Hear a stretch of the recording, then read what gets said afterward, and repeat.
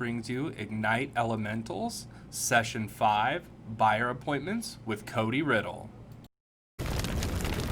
Kodi is back with us today, so I'm super excited to hear Kodi talk to us a little bit about buyer appointments. So I am just going to turn it right over to you, and we'll get underway. Well, thank you very much. Okay, you guys, let's, I don't know if you remember last time we started off with something good, some good news. This time, I would like you guys to tell me something good that you have learned through your journey with Ignite. So, Keith, will you go first? Good morning. I think the main thing is just structuring time and just not giving up and not being afraid to be told no. I've always had a major issue with that. You know, I was the type when I was very successful in other business, I hated phone calls from salesmen, not just real estate. So that's been my biggest personal problem. And I've been overcoming some of that in the last week or two. So thank you all for that. Great. It's most people's biggest problem. Right. So you can look at it like that too. Most will not get over it. So That's right. you will be one of few that do. So good job. That's awesome. Okay, Victoria, how about you? Just to stick with it, not give up. There are lots of tools and lots of people, if you ask enough and ask the right questions and enough people, you'll finally get the answers that you need to succeed. So yeah. I agree. So Jackie, when you said you were busy and you had your open houses, she asked like nice questions, and you know, I call them kind of fluff. I think it's all fluff. I would have said, okay, how many buyers did you pick up? I mean, it would have been a very direct. I was shadowing. Yeah, okay. I was shadowing. So then how many buyers did the person? Two or three potential buyers. So, yeah. That is a very successful open house. I think if you get one at an open house that you can get their contact information and even set an appointment, you're in great shape. That's good. Awesome. Eric, how about you? Yes, I also did an open house on the weekend. I guess what I learned is doing a higher level open house, doing the prep, planning and everything. But I could still learn some more. One question, how to know the area better. I took a look at the listings active and sold recently in the neighborhood, but how do I get to know a neighborhood better, you could say? Yeah, like when you do an open house, you want to feel comfortable standing in the open house. Yeah. Okay, so I get it, but also I'm going to tell you this, that can be a hang up in and of itself. Like, just know the house, get in there. And if they say, well, I mean, what are they going to ask you? They can only, I mean, it's located here. Here it is. Is the golf course public or private? I don't know. Let me make a call or let me Google it real quick while you look at the house. You know what I mean? Like, just flow over that stuff and don't let that be a reason not to get out there and do the actual open house, because you will do open houses all over the entire valley and there's no way to know every bit of it, right? So just go and do them, and then the questions that come, get the answers while they're still standing there, because it's pretty easy to get that kind of info, right? Yeah, I did have a few questions and I was able to answer them. I had to do a little looking though. Yeah, and I do that too. And I've lived here forever and I've been in business for 21 years. I don't know. I sat at what, $2 million one? I don't know if Orange Tree was public or private. And I used to be a golfer. I'm like, I don't know. It was public, then it went private. Let me check while you're looking around. No, it's public. And I told them, more importantly, give me your contact information. Or is this the right house? That's all that matters to me. So Thomas, how about you? I can't see you. I see your ceiling fan.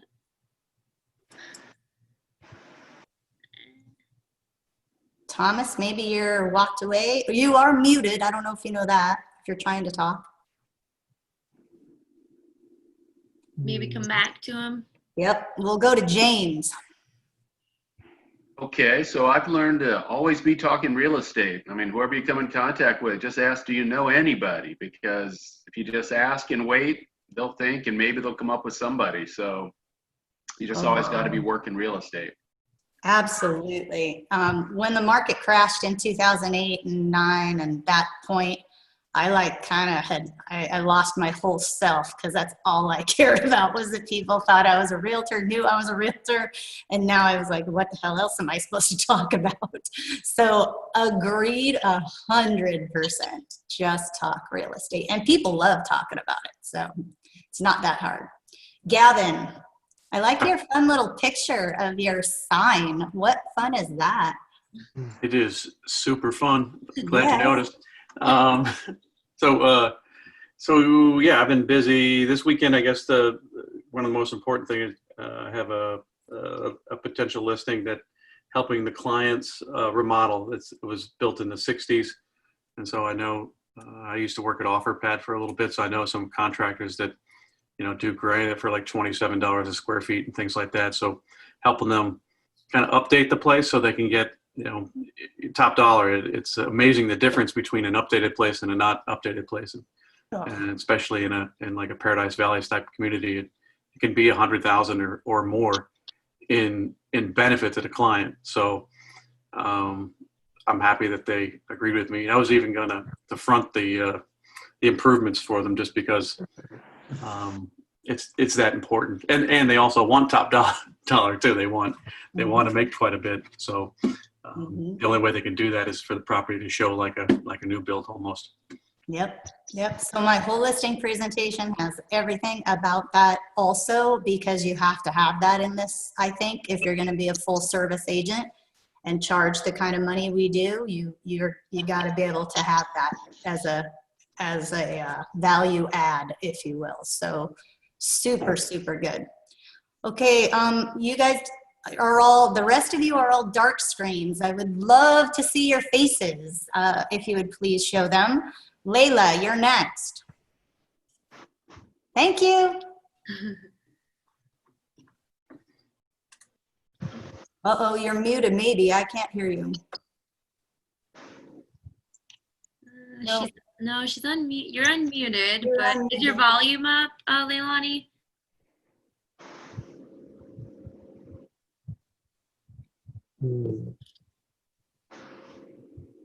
Try typing into the chat box too.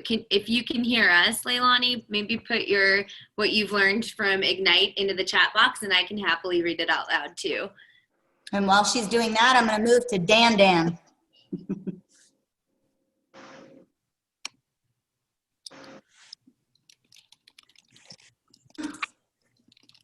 Oh, look at your pretty face. You are muted. There we go. Here we go. There you go. Okay, so tell me some good stuff you learned from Ignite, or a good news that you've gotten through this journey. I learned a lot from Ignite. I mean, this time I try to go every time. So I learned a lot.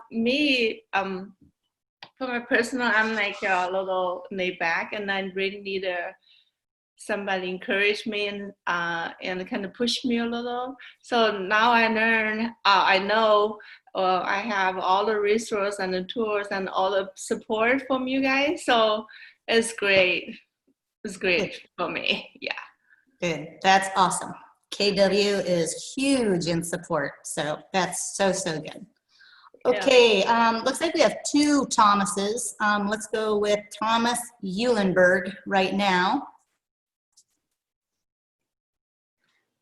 Yeah, hi. I just like to hold open houses and knock on doors, really.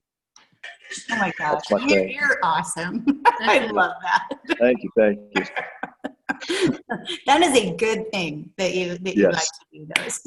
Really enjoy it. So that's my Tell call. if he's being facetious or if he's being for real. Yep. I think he's being for real. Okay, good. I'm totally real. I love it. Okay, good. Thomas, the other Thomas, and you're a black screen. Would love to see your face if you're willing to share.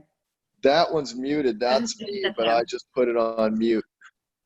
Okay, so that's you also. Okay, so then Carrie Collins, looks like you're gonna be our finale.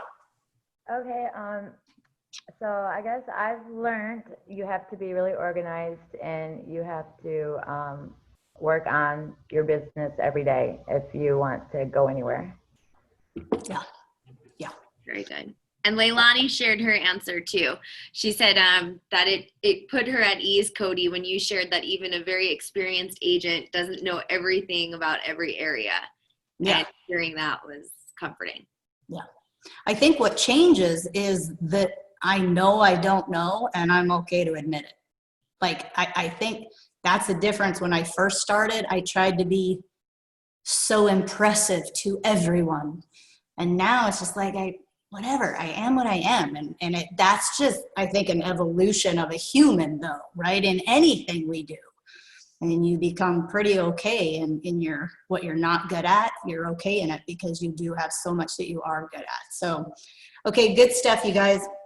So today it's setting buyer appointments. Yeah, I'm gonna share my screen, but first I'm gonna show you guys, this is our buyer presentation. So we have a ton of stuff in here. It's awesome. So we have a loyalty agreement. We don't do buyer broker agreements on our team. Not saying don't do them. I just said we don't do them. We just do loyalty, and it's a very big deal for us. We have a cancellation guarantee, meaning you can cancel working with us at any moment if we're not doing the job that we promised you we would do.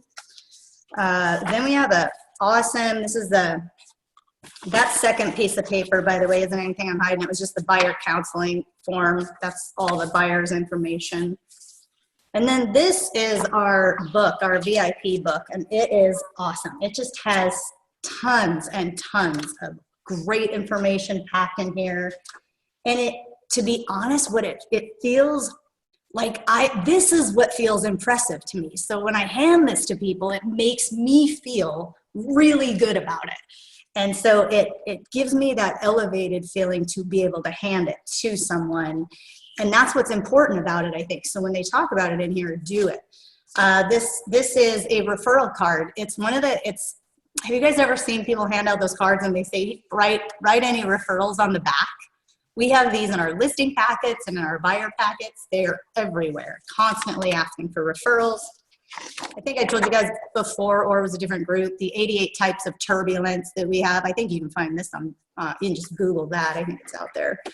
And then our promise. This is just our promise that we are gonna do our job, and it's something that we memorize, and all the agents on the team memorize it. It's really, really important, and to just say why you would want to work with us, right? That's a big deal. This is a really cute one. This is our child's buyer agreement. So the children sign this, and there's a little part on it that says they'll be polite when mom and dad are looking at houses. They won't touch things in the house or jump on beds and stuff. So you enroll their children. They love that, right? Oh, and then this talks about our compliance. This is our transaction fee that we talk about too, because we charge a transaction fee to our buyers. So it's a pretty packed folder of tons and tons of information. But this is going to talk about it too. You don't sit there for 30 minutes with people doing a buyer presentation if they don't want 30 minutes, right? Like, they may be D personalities. You got to get in and out of there in 5 minutes. So it's really important that you can consolidate all of this, or that you can say it slowly. So I teach our agents that there's a 5-minute presentation and then there's a 25-minute presentation, and you gotta be good at both. So, all right, I'm gonna share my screen and we'll get right into it. Any questions you guys have, first off, just from that a little bit of, that was a lot of sharing actually. Anybody have any questions? Yes, no? Yeah, well, you said you do a transaction fee. What do you usually equate that to as far as services and costs go? What do you say that this is justified, and how and why you need it and all that? Yep, good question. We call it an audit compliance processing fee. So it's for errors and omissions, the storage and maintenance of documents, and the handling of our file through our transaction coordinator. And those are the 3 points that we make for it. And we charge $4.95 for that. And Kodi, just to jump in, because you charge $4.95 to one client, that means you charge $4.95 to every client that you work with, correct? That's exactly right. It is something that's brought up to every single person. And have you gotten pushback for it? Yeah. And you gotta be able to, it's the same as getting a commission, right? For a listing, which I'm gonna make a point carrying that to a buyer presentation.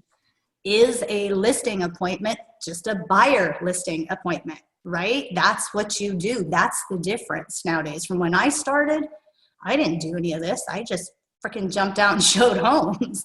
If they wanted to see a house, I was going to be there to meet them to show them a house. So yeah, yes, Jackie, for sure. And we don't really have problems getting them. I will tell you though, I spent probably 2 years in a limited mindset of there's no way I could get that. Nobody charges that in my area. How could I possibly get it? We get it. And so limited belief, that was a huge one for me. So yeah, good question. Anybody else? Okay, we're gonna get into it. I'm sharing my screen.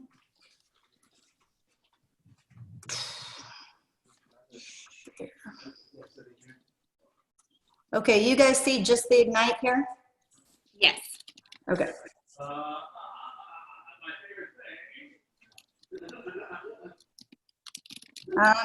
Not sure if that person's talking to me or talking to someone at their house.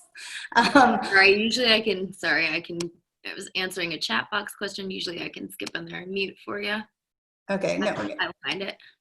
All right, moving along, gang, here we go. You guys have seen this screen a gazillion times. We're in the grow your business piece, making buyer presentations. Set the appointment. So for us on our team, the things we talk about are set, met, and signed. Those are the parameters that we are looking at. We are, what's the word? Following those numbers for everybody, because those are going to tell us how well people can convert, right? So how well can you convert a person on the street to a set appointment? And that's what you're doing, right? You're talking, Thomas, I think it was you that said you talk to people real estate all the time, or Gavin. Yeah, the thing you're talking to them about is leading to a set appointment. How many set appointments can you get in a week? And then what we do is we break that all the way down. How many set appointments do you need every week to make whatever money you want to make? So we take their goal, let's say it's a 6-figure income, they want to make $100,000, and we break that down to how many set appointments they need to make in a week. Now we have a general number where we generalize when they first hit the team, but then after about 3 months to 6 months, we have a pretty good idea of their conversion rate, and then can do it based on their specific conversion rate. So for me right now, like my numbers, for every 6 people I talk to, I set an appointment. That's an amazing number right now for somebody, because when people first come on the team, we're looking at about for every 25 people they talk to, they're going to set an appointment. So knowing those numbers, it helps you know how many people do I really need in my database to make the kind of numbers that I need to have 25 meaningful conversations before I ever set an appointment. Right. Okay. Moving on. So setting the appointment, this actually is kind of right what I was talking about. Prospecting and marketing, getting those leads and contacts into the funnel, cultivating those through meaningful conversations to a set appointment. That's the name of the game. That's the game you're playing if you choose to be in residential real estate. Therefore, that's what we are doing. Okay, so setting the appointment, a role model. Last time we just kind of had somebody who was having a really tough time with a specific client that kind of role played with me. And I'm happy to do it with somebody if you guys want to do a role play right now. I will tell you, at the end of that hour, the ahas almost every single one of them came from the role play. Yeah. So I think it's, that taught me something too, that is a big, big deal for people. So yeah, I'm willing to role play. Does anybody have a specific conversation they want to have with a potential, want to be a potential buyer that maybe they have they're having a hard time and they can be that person with me? It's a great opportunity to practice, guys.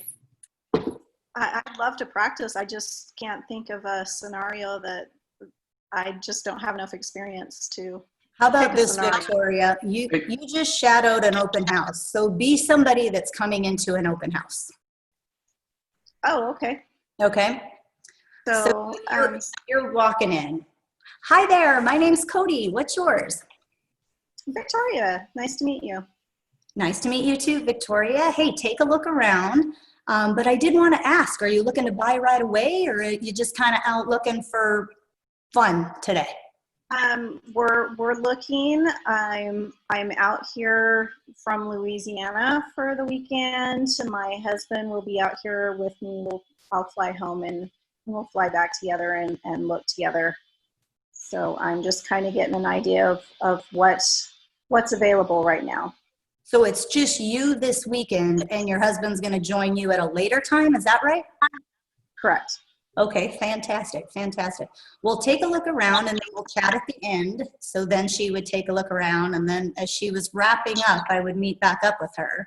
And I would say, hey, listen, do you have some time, Victoria, that you and I could maybe sit down and chat about kind of what we bring to the table in helping you and your husband find that home? Well, like I said, I'm just looking this weekend. My sister has a good friend that's a real estate agent. I haven't signed with her yet, but I'm going to use her. You are. So are you set and absolutely confirmed or interested in maybe interviewing aggressive agents looking to get you the best deal? Nope, I have decided I'm using her. Okay, well, I will tell you, one big thing out here we appreciate more than anything is loyalty. So if you have that loyalty, you stick with it. Thanks, Victoria, for coming in. Okay, so I would stop if she said it that strong. I am loyal. Go be loyal then. So we did have somebody come in, and that was the scenario she chose. She came in with her sister. But then she's like, well, if you can find me something that's not on the market that I'm interested. So I did get her information. I actually got it. Okay, so she gave you that opening of, well, if you find something. So in that, you got to take it. And then the next thing to that is, oh my gosh, I have about 3 homes a week that will come as a coming soon listing that I could let you know about before anybody else. Now, we do that for people that we represent, though. So are you interested? She did keep saying that she was going to use that other gal. So right, and see, and there's a time saver, right? Like I'm not going to go sharing and busting my butt to give her stuff if she is loyal to that other person. But if she is willing to sit down with me and listen to what I have to offer, then by all means, you're going to get all the benefits of working with someone like me. And that benefit is having homes that are not yet on the market. We call them on our team gold bricks, and we use them all the time. The minute I get a coming soon listing, they go to our people right then to say, hey, this is an off-market property looking to come on the market in about 3 weeks. Are you interested? You get to know before anyone else. But it is, Victoria, very good. If she gave you that opening to take it, love it. But I always go that next step because I don't want to chase. I don't want her to be a person on my list if she's going to use that in the end. And I would force her to say one way or the other if she's willing to sit with me. And if not, then that's okay. Go be with them, because I got to talk to more people, right? I got to get with people who actually are an option. Yeah, that's good. So like Kodi, I did an open house yesterday and I had literally 6 couples come in. All of them did the same thing. We have an agent. Yeah, we've already seen this place once with our agent. They just were not willing to, even give you their information. They were just like, no, we've already got someone. We're just rechecking out the place. So we just came by, saw the open house. what do you usually, I mean, you just accept that and go, okay, well, they're just not going to be a client? And Well, I would get really bored if there were like 6 people that came in saying that. So no, I wouldn't accept it, because now I'm feeling like my time's being wasted. So then Right. I'm like, okay, what makes them your agent? What makes you loyal to them? I mean, anybody who's willing to have a conversation with me, I'm going to ask as many questions as I can to find my in. And Right. you know, what is it that makes you loyal to them? And if they say, well, I don't even know that I'm loyal. Bingo, there's an in, right? Okay, Right. well, we're looking for loyalty, and we're aggressive agents looking to get you the best deal. We've been doing this for 21 years, top 1% in the Valley. And I'm piling on how great I am. And why in the world would you ever want to work with anybody that isn't me? And find out what those answers are. And often you get, well, they're a friend. Okay, I get that. Some people have a really hard time talking about their finances with a friend, or, really negotiating hard with a friend. And that could be a tough thing. So maybe you might want to sit down with me so I can show you the ways that we do that. Would that be of interest to you? Because remember, all you're trying to do is set the appointment right now. You're not even getting loyalty. You haven't even touched your buyer presentation yet. You're just looking to get in front of them and set that appointment. So dig and dig and dig. No, we have an agent. Oh, you do? How long have you been working with them? Like, some people will just say it just to say it and have you quit talking to them too. Right. Right. So then you dig and, well, how long have you been working on them? You can see if they start fumbling and say, hey, listen, it doesn't sound like you're incredibly motivated. I want you to look around, but I do have properties that come on the market periodically that I'd love to share with you. How about let's start there and give me your name and number. And then you don't set the appointment, but you're at least getting their contact information to then start nurturing it. If you see them falter in that. And they will, if you ask enough questions, you will find out if they're telling you the truth. That's probably the biggest difference too when I was beginning and now, is the constant barrage of questions that are kind and loving, that they are getting me to the end here, because I just need to know. And as soon as I find it, that'll help. So yeah, I'm sure they're saying it, and some of them are probably saying it differently, James, and hopefully that helps you. And if you want to, Yeah, no, that's good. Okay, good. Kodi, when they come into an open house, do you give them a form to fill out of, what they think of the house and the property, and, that asks about curb appeal and that sort of thing? No, we don't do that. We had this little fun app that we would set out for them to get in and fill out the app. And to me, it's just all like, I just want to get to the point.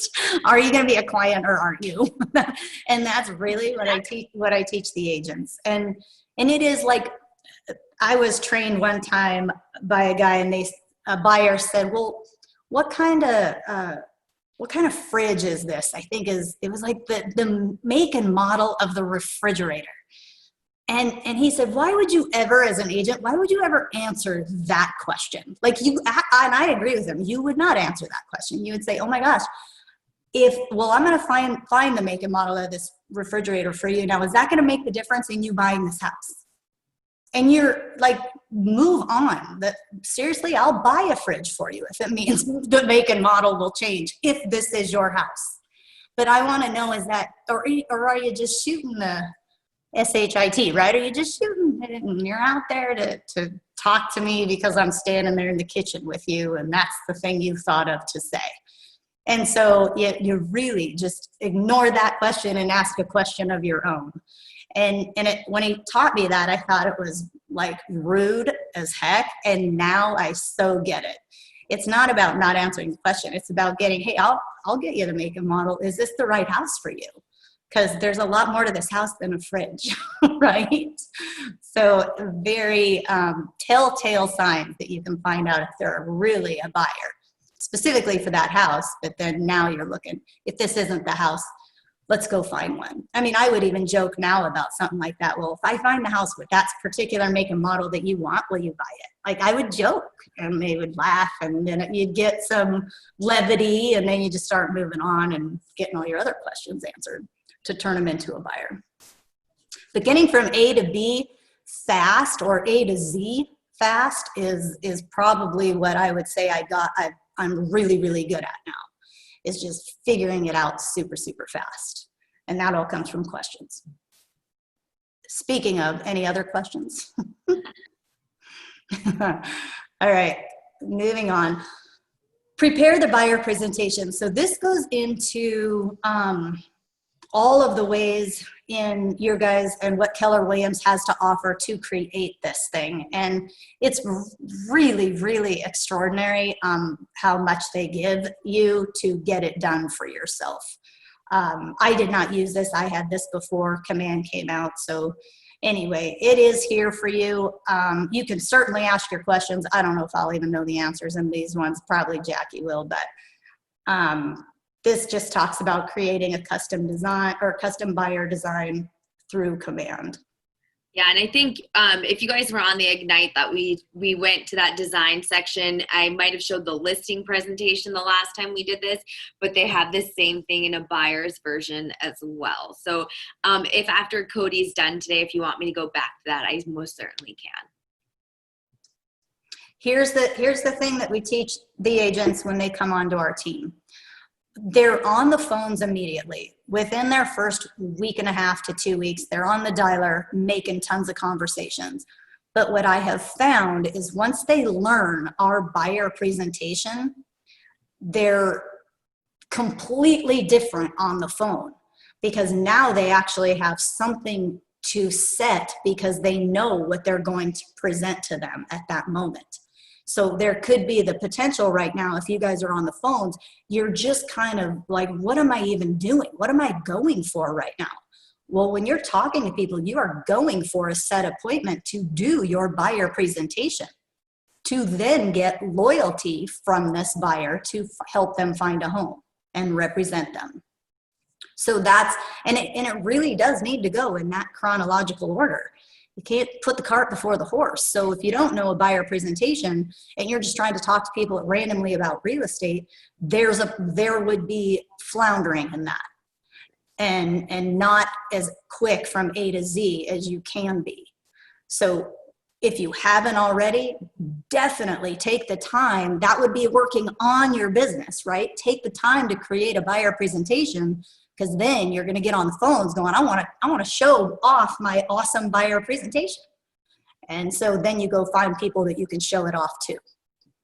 And that changes, that little switch goes off, and it's a little bit different because it gives you a purpose for the phone call. Questions? Okay, this talks about their dream home. Where does the conversation start? You guys, man, this is just great, great stuff. Kodi, maybe you could address a little bit of not everything, but what's in the actual packet that you had. I know you showed us sheets from the folder, but maybe some of the pages, or highlight some of the things that's in the packet, because I think that's something I know our PC group has been working on, and not just including pages to include pages, but making sure that we have some value to share. Yeah, so we call it our VIP home buyer system, how to have a smart home buying strategy. Sounds pretty fancy, but it looks so super cool. Like, I just love it. That's our cool logo, and I just love it. So yes, we get into it. This talks about a path. This is the path to home buying. So you get your strategy set up. You go to financing, talks about financing. Oh my gosh, right? That's huge. Then you go showings, offer and negotiations, protecting. I love the word protecting. We use protect your interests everywhere. Closing to your new home. So it's a path, a roadmap to finding your new home. Yeah, these are, Jackie, when you said like putting things in here just for the sake of putting them in here, I agree wholeheartedly. However, marketing is fancy and people dig it. And so it is important to have great information, but yeah, we have to, like, our agents, like, we have to know this, like, they'll be able to say it. I want them to say, hey, yeah, on page 4, and they reference it without even opening the book, because that means they're proficient to the person they're speaking with, right? So there's a piece in here, you guys, and you guys even might think it's utterly ridiculous because it's so obvious, and it's just not. It's flat out not obvious. I'm going to show you it, and it's really, really good. This part, making an offer and asking for seller concessions. This spells it out perfectly. So it can say, hey, buyer, your offer is not as strong when you ask for seller concessions. And the math, and it shows them. It's like the most simple page, but I want them to be able to, the minute that buyer is asking for seller concessions, that they go, hey, I want you to look on page 11 with me, and then they can do it virtually. They can do it from anywhere on the phone. And so they have that conversation around seller concessions. Big deal. This is talking about negotiating. We love that. We want to call ourselves, pit bull negotiators, because that's what a buyer cares about. They want to know that they're going to get great negotiation.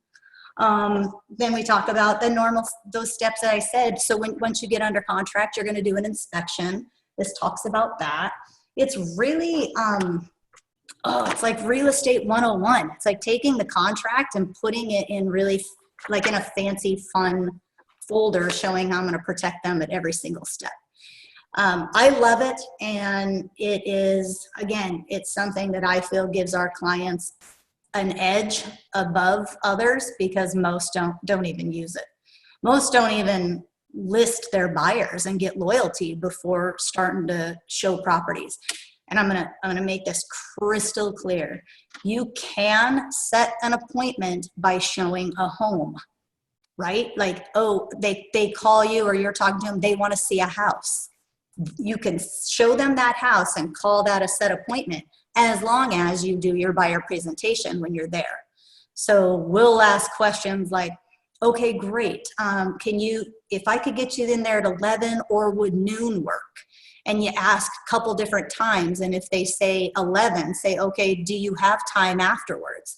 We always ask that little question. And you even can say, do you have time afterwards to take a look at a couple other properties if I can find a couple? And if they say, oh, yes, boom, you just got them that they admitted they have time afterwards for you. So now you know, and you can hold them to that, to a set appointment. Not saying sit there and spend 25 minutes doing a giant PowerPoint presentation. You're not going to keep them for that long. But you are going to keep them for about 5 to 10 minutes to share how you're better than anybody else on the planet to serve them in finding their next house.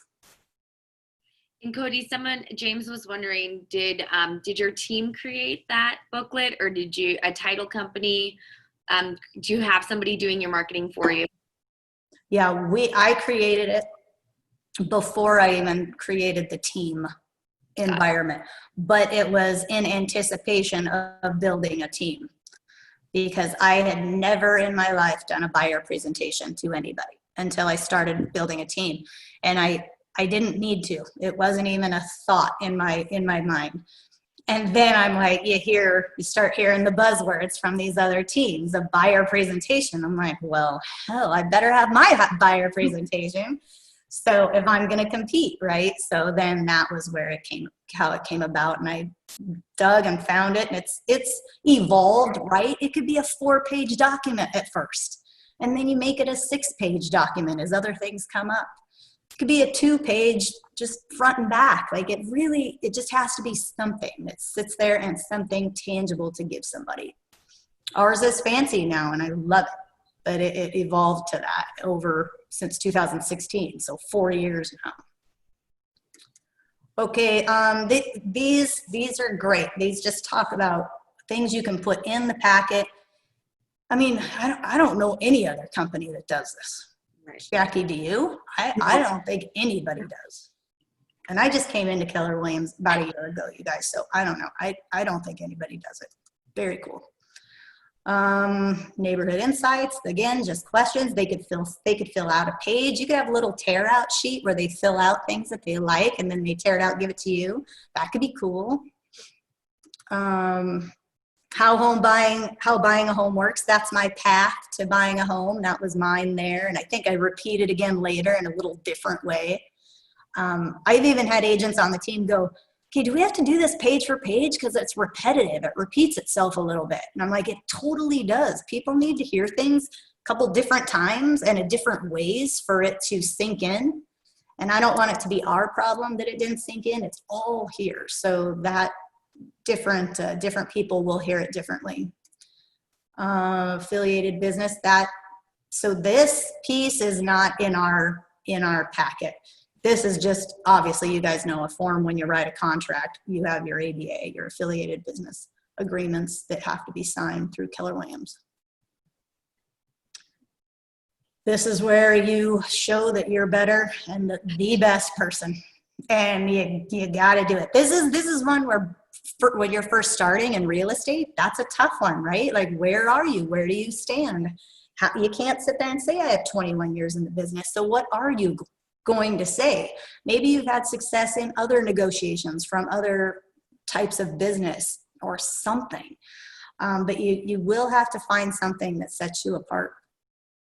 And that's where you can use too our office, like our office numbers compared to the MLS numbers, kind of thinking about the slides that David shares in our all agents partners meetings, and Veronica sends those out afterwards. Those are great numbers to use when you're first starting. Use our office numbers. And that's exact. I say that to my team. I'm like, you guys you don't have to be number one. You get to say we are number one in that area, in the area that we're number one in. You get to say that now because you are on the team. So that is a perfect example. And I'm ashamed I didn't think of that first, Jackie. Good job. Okay, conduct the buyer consultation. So that we talked about it. So you were preparing and building it, but we were talking a lot about actually conducting it. And it is, I don't know if I told you guys, but when COVID came up, all of our agents, I said, I want all of you to send me a virtual buyer presentation. I want to see you do it on camera. Well, oh my gosh, talk about enlightening to me. One agent wasn't even using the right slides. I'm like, what have you been doing? So let me tell you, that changed everything for me. So now that isn't part of our 30, 60, 90 where they have to send it in on camera, whether it's coronavirus or not.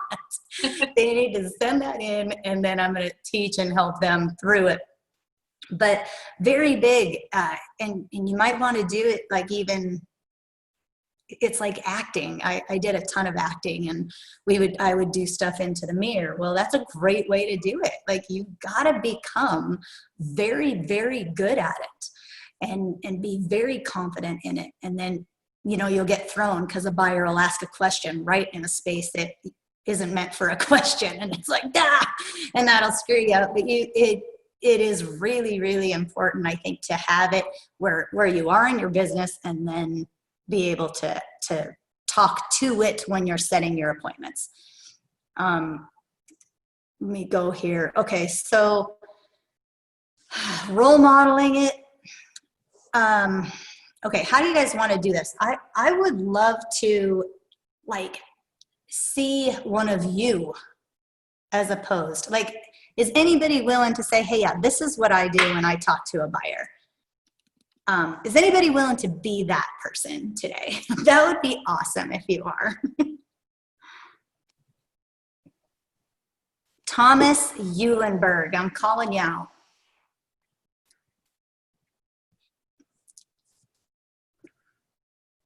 You're muted. Okay, I'm off mute now. Okay, so you said you like to do open houses and ring doors and stuff like that. When you're doing it, what is the point of doing it? What are you trying to achieve? Well, I'm trying to let them know about my open house, the people in the neighborhood. I want them to come by and look at the open house. And then I just keep on talking to them. And after a while, I ask them how many years they've lived in their house. And And then, you know, I let them know that they've lived there so long that they're an expert in the neighborhood and the price point. And I just ask them if they could come and take a look at the open house, pretty much. Okay, and is that really what you want them to do, is come to your open house? Is that really what you're wanting?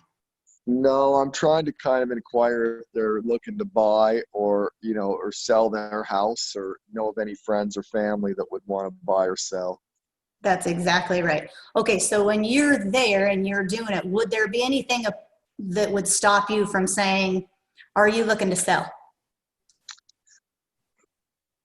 Not really. I haven't really asked them that so much. I think I just kind of invited them to my house. I probably need to ask them if they're looking to upgrade or sell, but I never really put that in. I only did door knocking one day. I've only been an agent for 3 weeks, so you know, I'm not I love it. I love it. Yet, but I'm on my way. No, and I called you out because you were so awesome and said that you like to do those things. And Yeah. that's the reason I said it, is because I find that people just want, like, people, meaning us agents, we're just trying to be polite and get, like, can we have just a nice conversation about real estate? And we're soft and we're calm. I'm not soft and I'm not calm. I'm there. Like, do you want to sell your house? Because I'm an expert at that. So, but if you don't, like, that's totally fine. Would love for you to come by my open house, but it would be about them selling first, and then maybe offer the fluff at the end. Hey, come by the open house if you'd like to see what we're asking for this house in your neighborhood. That could be a fun thing for you. I know you're not ready to sell your house, but you might want to come over and take a look anyway. Yeah. But I'm going to ask the other question first, right? Okay. And yes, the open house gave me an excuse to be in the neighborhood and knocking on their door. Yeah. Because you're right, that's a little weird if you're just going up to someone's house randomly, knocking on their door, asking them if they want to sell. Like, you could do that all day long, but that would be a little weird. So yeah, the open house is the intro, but rather than invite them to the open house, I actually do. I'm like, hey, are you looking to sell? Oh gosh, no, not at all. Okay, hey, no problem. But we are having this open house. If you'd like to come take a look, we're asking this much for it. And then I scooch out of there fairly quickly, right? Okay. And I think, you know, standing far away from the door, you know, a good, like, social distancing, but do it always, not just because it's social distancing, but a ways from the door, so you're not, like, intimidating or feeling weird to people. Women, like, I'm a small woman, so it, like, that helps. I think that less, I'm so non-intimidating, if you will. But that helps, I think, if you're, as a guy, to stand a little further back. And big smiles, you guys, big smiles don't look creepy. Yep. It's totally creepy. That's gonna be somebody's aha. Does not look creepy. It's just important for that. And when you're on the telephone, smile the whole time. Yes. Do not underestimate what that is doing to your voice on the other side of the phone. Yep. It is such a big deal. So that was just me calling you out to see on that. But anybody else have questions on our buyer presentation? I don't know if any of you know this about me, but I don't even do buyers anymore. Our team does all the buyers. So it's very odd that I picked this one to help out, but I'm here and I can help you with whatever you need. Any other questions, thoughts, anything? Kodi, do your agents, when you train them to do their buyer presentation, do you have them walk through that folder, or do you kind of have them pick and choose and highlight after really kind of getting to know motivation and the buyers a little bit more? Yeah, I want them to know it like the back of their hand. I want them to know the whole thing.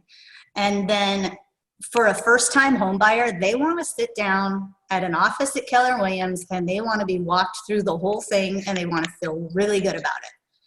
A buyer who has bought a couple homes now has zero interest in all of this, like zero. They're impressed as anything by the whole folder. They like it, but they are more, hey, the Department of Real Estate, I would like to talk to you about agency and representing you as a buyer's agent in the purchase of your home. Do you know the difference? And find out, and they're like, oh yeah, we absolutely know. Okay, great. Well, I'm vying for that job to represent you to buy that home. What do you think? There it is. And if they say, hey, yeah, I kind of like you, or no chance. Okay, why no? What can I do differently? And ask the questions. Why is it a no? Find out why and fix it. And then you won't make that same mistake twice, I'll tell you that. But if you don't ask the question, you won't know. And I think that's the biggest thing that people do not do is ask the questions. And then your questions start getting really, really good, right? Really, really straightforward and direct questions. I can get away with it because I do a lot of smiling. It could come across as very almost rude, too direct and rude. But I don't get that very often because there's a ton of smiling and care behind it. But I do want to get there fast because your time's valuable, yeah? Yeah.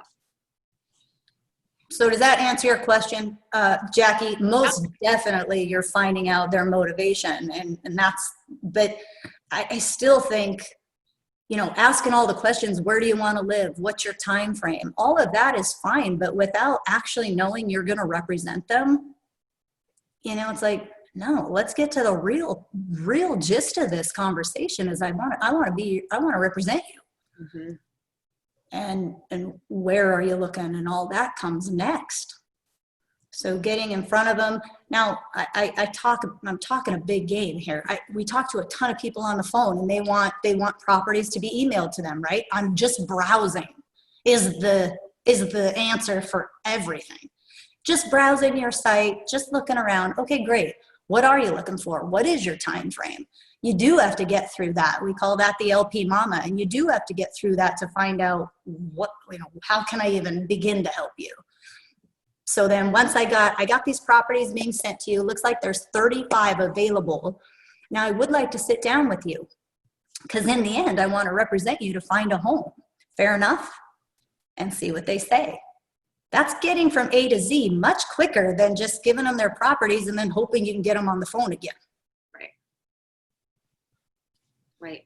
You know, last time that you were on, I know we have a few minutes left, you talked about how you have and I think you said you use different language for it, but kind of like your hot, your nurtures, your watches, your 30-day people, right? Your 60-day, and then your 60-day and beyond.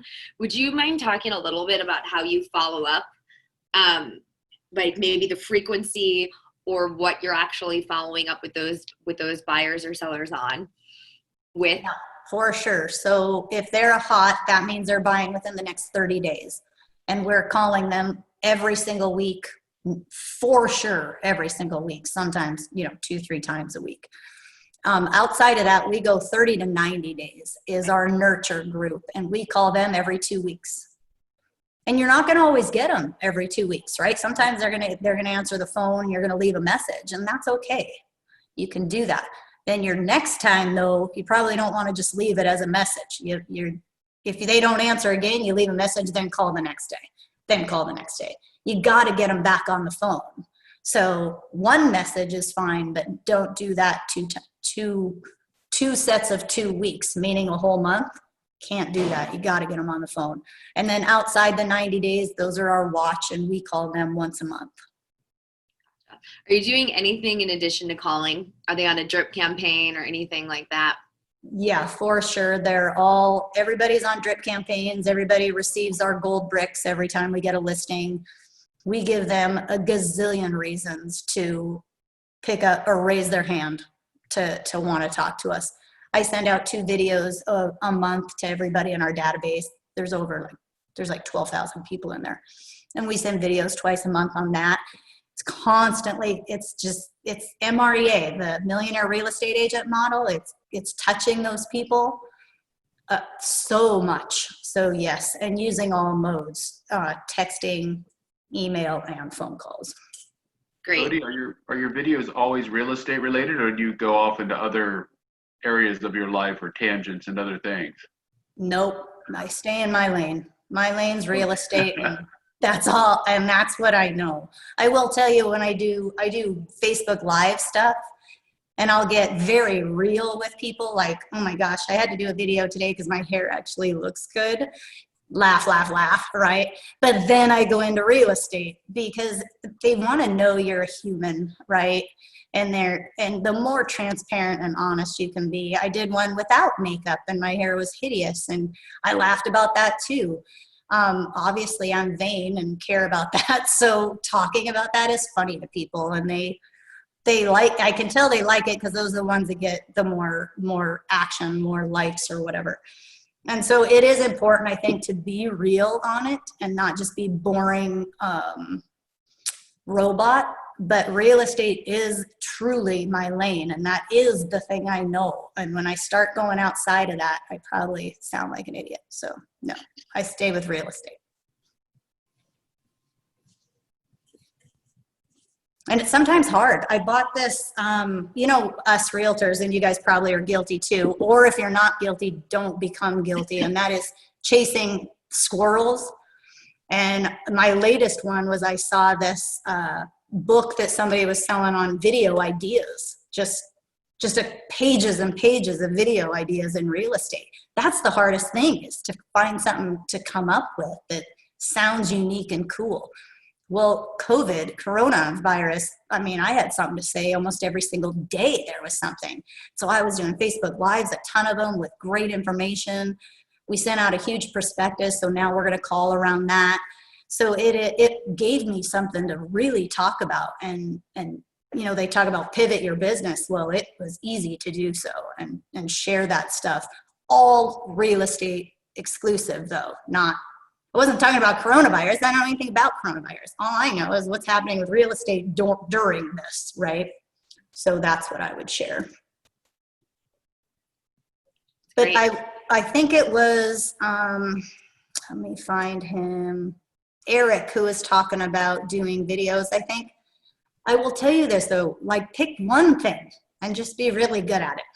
Like right now, I do have a luxury of kind of hopping around. I'm going to do some videos now and do this, but we are very consistent with our drips. We're very consistent with those videos going out. Where the consistency of us, our phone calls, we're regularly on the phones. You've got to do something consistently to start getting the momentum going. If you try and do phone calls one week and then videos another week, and then maybe I'll send a text or two, like, that's never going to work. Stick with one thing. It's actually incredibly boring, to be honest. It will be boring, and that means you'll be doing the right thing if it's boring, which was hard for me at the very beginning. Still is, actually, but okay, the KW app, I don't use this. I never have. And I hear it's like super cool. So this is one. I wanted to come clean on that. Sorry, Jeff. No, I mean, not a bad thing. These are you're constantly looking at, right? We do it on our own CRM. You guys do it on Command. Command's amazing. This is just customizing your guide in Command. Okay, ahas or questions? Anybody? I'm going to unshare my screen so we can all see each other. So any questions that you guys have? Ahas, tell me what you learned today. I think your big aha I got from it, Kodi, was you're drilling down on the buyers when they come in, to constantly be asking more questions to get to the root of how good is their agent, who is their agent, you know, and yeah, what can I do better than them? Yeah, and it, like, you could never say it that way, like, well, I'll do better than them. Like, right. I'd be willing to bet I can do better than them. So if you, and I'll say it that, and I'll be cute like that, and I'll smile, but it will be like, I'm for real. Like, for real, I'll be better. Do they have 21 years of experience? I had one guy say, well, I'm going to use, and they gave a name. And I said, okay. I go, you realize they've been in the business for 6 months. And they kind of looked at me, and I'm like, I'm in it for 21 years. Who would you want on your team? 21 years of experience or 6 months? If they will give me the name, like, I love that. And they don't always do that. But I do that. I look it up and I tell people, I'm educating. If it's the truth, if they're better, and they've done that, right? They've given me a name of somebody who sells a whole lot of real estate. What do you say? Well, I'm actually better in this area. I sell more in Cave Creek than they do, and that's where you're looking. I'll use that. And they not many people will give you a name, and that's okay. But it has worked, and we're kind here at Keller Williams, and we love each other and we care about each other. No doubt about it. But it is a fact that you are in a business of competition with all other realtors. So what work are you going to do, and how are you going to be able to be better than all of them? Because you want your market share. And so you got to do it. You got to find the ways to do it. Your first bet is most won't prospect like you will. That's the number one way. And then you take it from there. But yeah, James, thank you for that, because it is very much, it's a lot of questions, and not being afraid to ask them. Where are you if you don't ask them? Because that's what I found our agents. They don't want to ask those hard questions. You're no different. If they say no or they walk out the door, you're in no different of a position than you were if you didn't ask the question. But if you ask the question and they say yes, you are in a completely different place than you were if you hadn't asked the question. So way worth it. And I think for some people it's very natural. For others, you have to like push yourself to do it. But once you push yourself and have some success, it comes easier and easier and easier, because that success keeps rolling. And I think if you're at all competitive, in the back of your mind, just say, if I'm not asking it, somebody else is going to. And I want to be the one that stays in front of this person. Absolutely. Yeah. Anybody else? Any ahas that you want to share, or even how I could have done better? I'll take that too. You were fabulous, Kodi. I learned a lot. Just to, get out there and ask the questions and go for it. Fearless. Mm-hmm. I will tell you, one time I said, hey, this is Kodi Riddle, your real estate broker.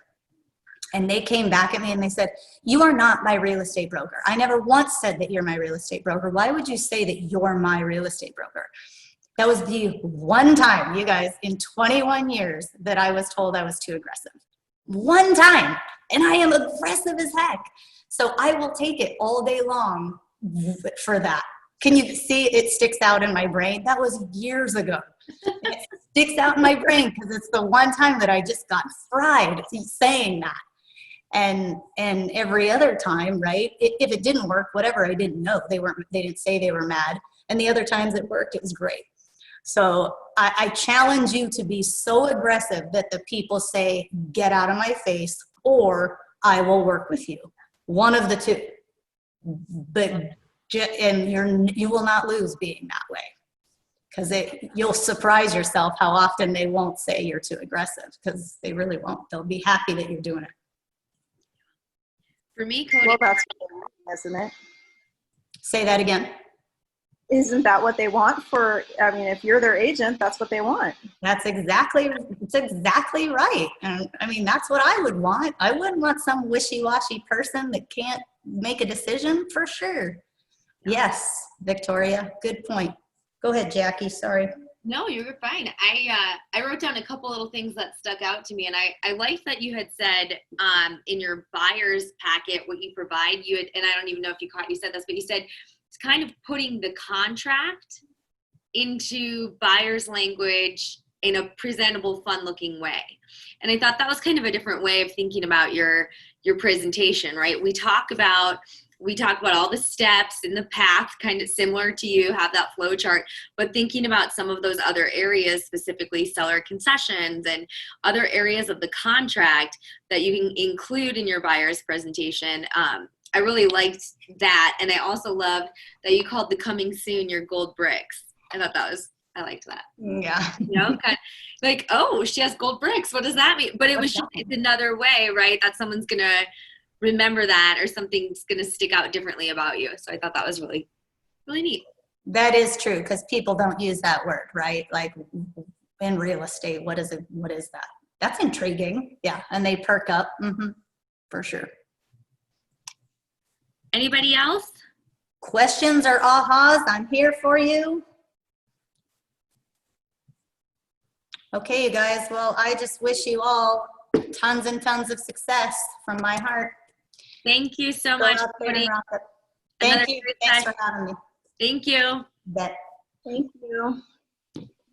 All right, guys, we're gonna actually go right into our objection handler, and then Kate will be coming on around 10 o'clock, and she'll be going over the Binzer and counter offers and addenda. So to kind of wrap up all the contract parts of, I shouldn't say all, but to wrap up contracts through Ignite, she'll be on in a little bit. I'm gonna share my screen here. Make this a little bit bigger. And I'm gonna pull up today's objection handler. So I know we were just talking about buyers, but we're gonna shift a little bit with this objection to the sell side. So remember, when we're working on objections, we're working on always acknowledging what the other person has to say, isolating it if it applies, other than blank, is there anything else that's keeping you from?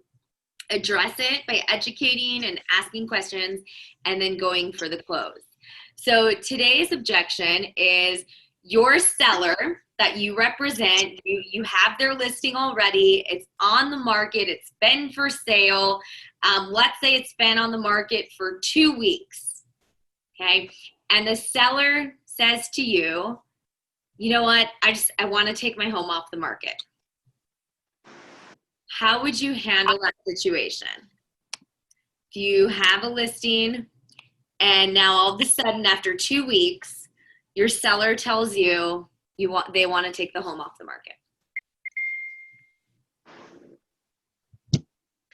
So Jackie, I would say, what do you think the advantages of waiting? Do you think that the prices are going to go up or down in the future? You know, I think the prices will go up. I think my house will be worth more. What makes you think that? I just hear that after this pandemic is over, it's going to be better. Well, they can always take that chance, but what if it goes the other way? What if it becomes a buyer's market and there's a lot of inventory flooding the market and your house now becomes worth less? Wouldn't you rather get it on the market now and try to see if we can get buyers while it's a good seller's market and inventory is low? Well, yeah, but you know, it's been up for 2 weeks and we don't have any offers yet. Well, you know, one of three things is going to happen. Every time you put a home up for sale at a certain price, you're either going to get no offers and no people coming through, you're going to get people coming through and no offers, or you're going to sell the house. So it sounds like you might have the house priced a little high.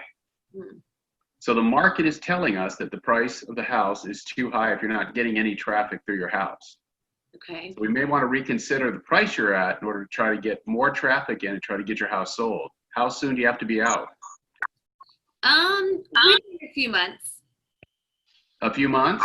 Yeah. Well, you know, by the time we get it, buyers in there, by the time we get under contract, we could be looking at 2 months right there. So you may want to consider, you know, dropping your price a little bit and let's get it moving and get more traffic coming through your house and get it on the market and sold. Nice. Okay. Well, I guess I'll leave it up for a little while. And let's drop the price. Let's get it so we get some traffic in there. Fair enough. All right.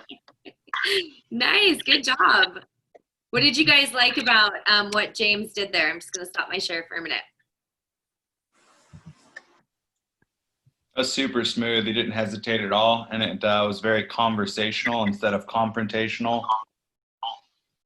Yeah, I agree. I also, and I'm echoing on somebody's side. Sorry. Oh, there we go. Thanks, Andrew.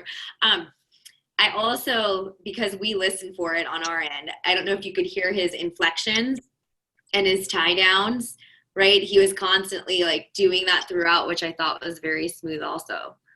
Very good. Very good. Any suggestions?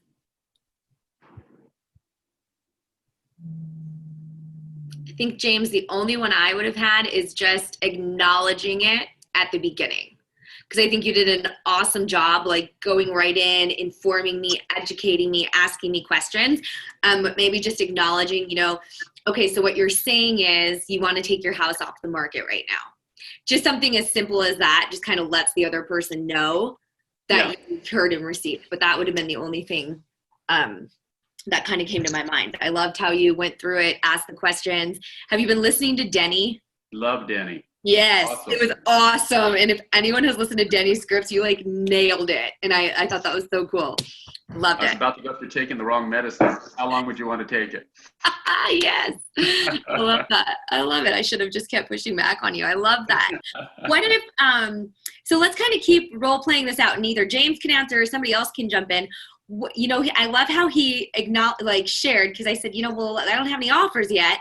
And then he shared about the market, and, you know, maybe that's the market telling us, the buyer's telling us the price is too high. What if I said, you know, I don't think I want to adjust my price.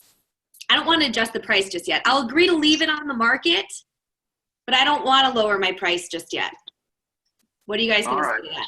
Yeah, I could certainly understand that, but let me just tell you, you know, if your doctor gave you a prescription, it was the wrong prescription, how long would you keep taking that medicine, or how long would you want to keep taking that medicine? Oh, would you give it a week, 2 weeks? No, I would stop right away.